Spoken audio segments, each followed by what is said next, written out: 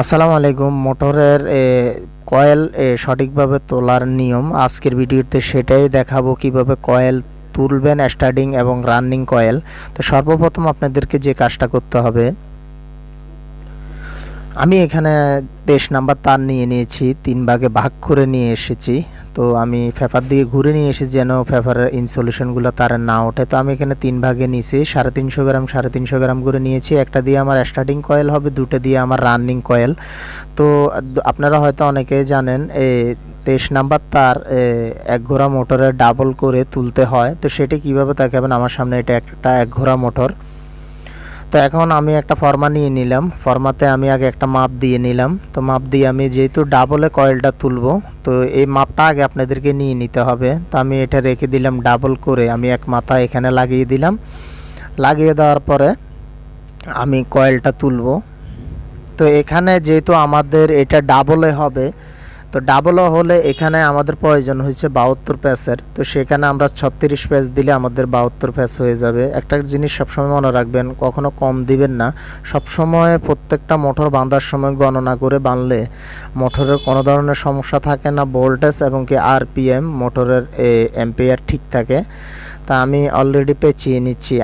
আমার এই চ্যানেলে আপনারা এই রিলেটেডের অসংখ্য ভিডিও পাবেন। তা আমি এর আগের ভিডিওতে দেখিয়েছিলাম কিভাবে আসলে রানিং কয়েল ঢুকাতে হয়। তো এই ভিডিওতে এই কয়েল তৈরি করার পূর্বে আমি পরের ভিডিওতে দেখাবো আপনাদেরকে কিভাবে স্টার্টিং কয়েল ঢুকাবেন। তো ভিডিওটা যদি অবশ্যই ভালো লাগে, চ্যানেলটি আমাদের সাবস্ক্রাইব করে আমাদের পাশে থাকবেন এরকম নিত্য নতুন ভিডিও পেতে। তা আমার যেহেতু 36 প্যাচ হয়ে গেছে, আমি এখানে একটা গিট্টো দিয়ে দিলাম আলাদা একটা তার নিয়ে। তো আমি মাঝখানে একটু ফেকিং দিব, যেহেতু আমি ফর্মাটা এদিক সেদিক করবো না। তো আমার যতটুকু পরিমাণ প্রয়োজন অতটুকু পরিমাণ রেখে আমি, আপনারা চাইলে এরকম কাঠন কেটে নিয়ে নিতে পারেন। তো আমি এখানে 4 পিস করে দিয়ে দিলাম।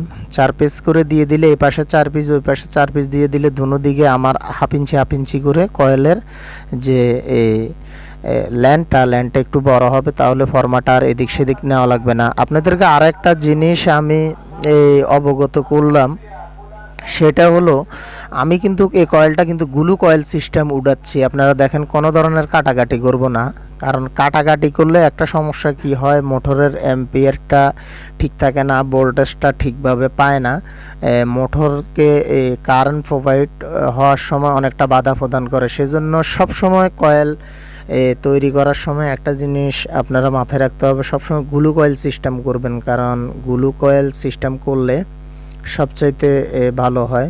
কারণ গ্লু কয়েল সিস্টেম করলে আপনার এখানে টোটাল 8টা কানেকশন বাইরে, আর যদি আপনি কেটে করেন তাহলে অনেকগুলো কানেকশন এখানে বের হবে। অনেক সময় কানেকশনের ভুল কারণে মোটর পুড়ে যায়। তো আমি সব সময় গ্লু কয়েল সিস্টেম বাদি, কারণ গ্লু কয়েল সিস্টেম বাদলে কোনো ধরনের সমস্যা হয় না।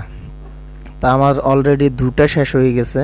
তা আমি এটাও এখানে কেটে একটা আলাদা একটা তার নিয়ে সেটা বেঁধে নিব।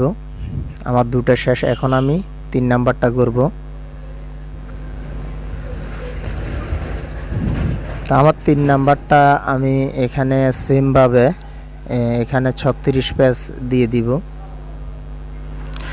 তো আমার আসলে যতটুকু, আপনারা হয়তো অনেকে জানেন আমি চাকরি করি, এর পাশাপাশি যতটুকু সময় পাই নিজের দোকানে কাজ করি আমি এখানে। আর তো আপনাদের যদি কাজ শেখার ইচ্ছা থাকে অবশ্যই কমেন্ট করে জানাবেন। আমার এই ভিডিওগুলো ফেসবুক পেজে, ইউটিউবে সব জায়গায় আপলোড করা হয়। আপনাদের যেখান থেকে যা সুবিধা হয় আপনারা অবশ্যই দেখে নিতে পারবেন, কোনো সমস্যা নেই। আর আমি সবসময় মোটর বাঁধার যে ধরন আমার সম্পূর্ণ আলাদা, একদম কোম্পানি যেভাবে তৈরি করে সেভাবে আমার এই মোটর আসলে বাঁধা হয়। প্রত্যেকটা মোটরের উপরে আমার একটা স্কিপ তৈরি হয় যেন কোনো ধরনের ভুল না হয়। তা আমার অলরেডি 3টা শেষ, আমি 4টা শুরু করলাম।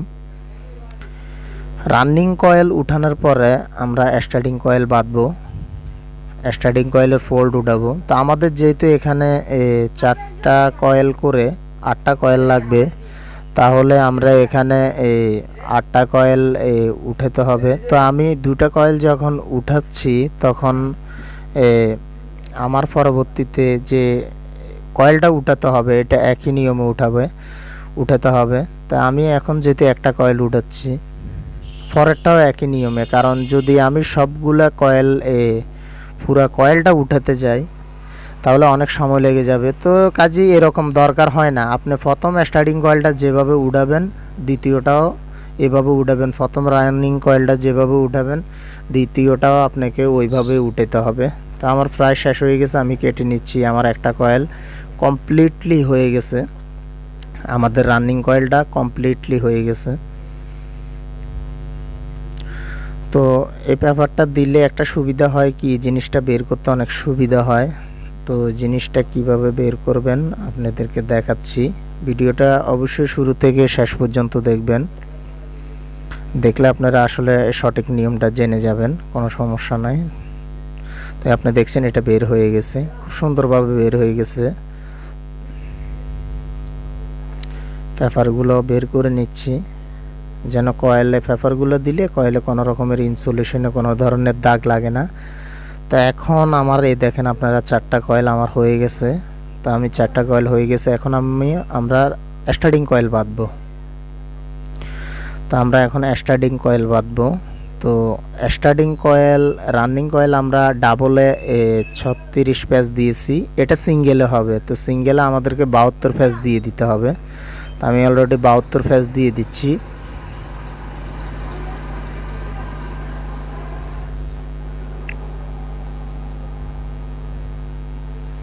আর মাপটা যেটা দেখতে পাচ্ছেন, মাপটা আমি কিন্তু ফর্মাটা কিন্তু লারি নেই। আমি এখানে কি করেছি, আমি এখানে আমার 2টা কয়েলের যতটুকু গ্যাপ থাকে সেটা মাপ নিয়ে আমি এখানে পেপার দিয়ে দিয়েছি, কারণ এটা লাড়াচাড়া করলে হয়তো দেখা গেছে অনেক সময় দরকার হয়। তো এইগুলো হচ্ছে একেবারে সহজ পদ্ধতি। তো আমি এখানে 10টা পেপার ঢুকিয়ে নিয়েছিলাম। তা আগের প্রত্যেকটা কয়েলের মাঝে মাঝে আমি 4টা করে পেপার দিয়েছি। তো ওই হিসাব করে রানিং কয়েলের ক্ষেত্রে স্টার্টিং কয়েলের ক্ষেত্রে আপনারা 10টা পেপার আগে ঢুকিয়ে নেবেন, এরপর আবার 4টা দিবেন। আমি এরপর আবার 4টা দিয়ে দিছি, এরপরও আমি আবার 4টা দিয়ে দিলাম।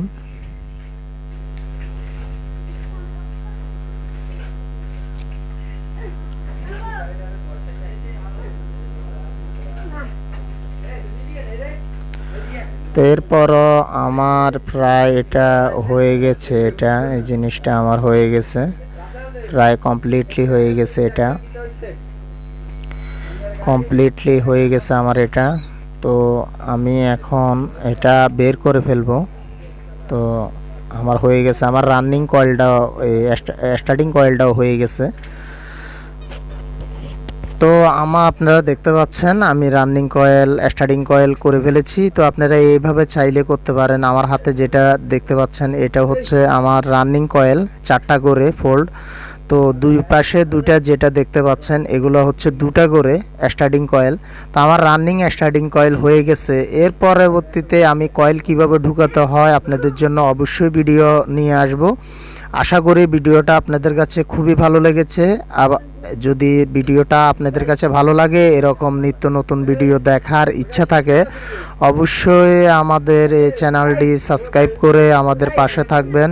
তো বন্ধুরা, যে কোনো সহযোগিতা পাওয়ার জন্য অবশ্যই আমাকে কমেন্ট করতে পারেন। ভিডিওটা কেমন হয়েছে অবশ্যই কমেন্ট করে আমাদেরকে জানাবেন। সে পর্যন্ত ভালো থাকবেন, সুস্থ